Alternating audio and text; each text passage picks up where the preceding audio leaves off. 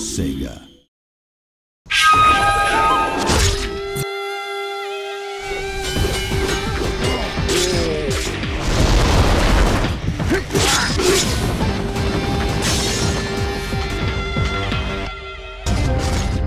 Shinobi is very fundamentally a side-scrolling action game, even from the very original incarnation in the arcade.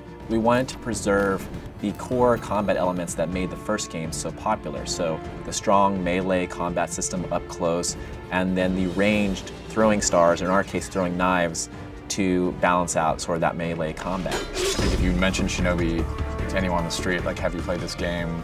Did you own a Genesis? Like, most would say yes. Our main goal was preserving the design and sort of key elements that make the old games great. And that's fundamentally the great and tight combat systems, the interesting locations that you go to, the very cool enemies that you come across, and also that feeling of being just a badass ninja. We want you to be cool, we want you to feel awesome when you're playing this game. So we took those pillars and brought them forth, and we left those intact. But we also expanded upon stuff, so we added more combat moves. The original game was one-hit kills, both in you taking out enemies, but then also you taking damage and dying, so it was really pretty intense. But as the games have progressed, they've become a little bit more involved in the way that you can actually dispatch your enemies, the ways that you can actually combat them. Artwork in Shinobi has always been a very difficult thing.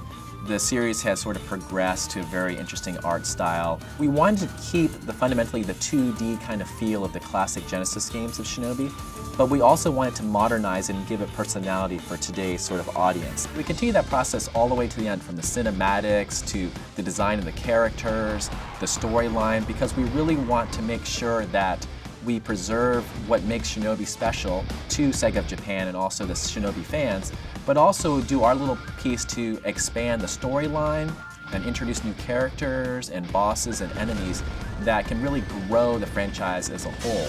We're expanding the lore of Shinobi, we're expanding the characters, we're expanding the backdrop. We have a game that started on the arcades that is very like a quarter muncher. Once they hit you, you're dead. There's a lot of interesting aspects of the 3DS that compelled us. There was the 3D aspect of the system, and we felt that that could add a nice sense of depth to the worlds that we're building for Shinobi.